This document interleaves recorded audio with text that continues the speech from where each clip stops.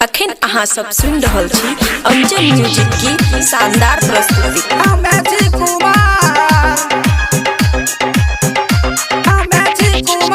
DJ राजा बड़ी घर दौड़ चौक, खुशी रिकॉर्डिंग स्टूडियो बलुआहा। सब चौरा के साथी भेलै हमें छी कुमार, सब चौरा के भेलै साथी हमें छी कुमार। हमारो ले खोजी अबरी, हमारो ले खोजी अबरी लड़की जुगार है क्या माइयोगे, तो दे घोड़ा पे सवार है क्या माइयोगे, भेलै जिंदगी बेकार है क्या माइयोगे, कर हमारो विचार है क्या माइयोगे। हाय डीजे राजा बड़ी घर दौड़ चौक, खुशी रिकॉर्डिंग स्टूडियो बलुआहा। कर हमारो विचार है क्या डीजे माइयोगे, राजा बड़ी घर दौड़ चौक, है क्या माइयोगे। अब नहीं हमरो माइयो है चौबरदास, चौबरदास।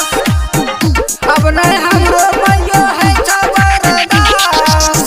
ये खातिर काहे छियो, ये खातिर काहे छियो, आके तोरा पास है क्या माइयोगे, कदे हमारो जुगार है क्या माइयोगे, बुझे हमारो लाचार है क्या माइयोगे, कदे घोड़ा पे सवार है क्या माइयोगे,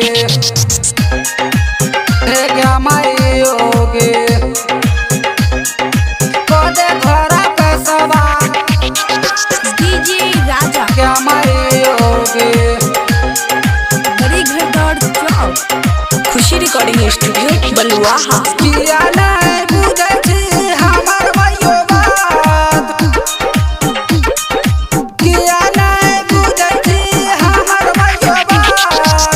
ललित सागर कहे छो, ललित सागर कहे छो, चोरी के हाथ है क्या माइयोगे, अब नहीं कराओ इंतजार है क्या माइयोगे, कदे हमारो जुगार है क्या माइयोगे, कदे घोड़ा पे सवार है क्या माइयोगे। खुशी रिकॉर्डिंग स्टूडियो बलुआहा।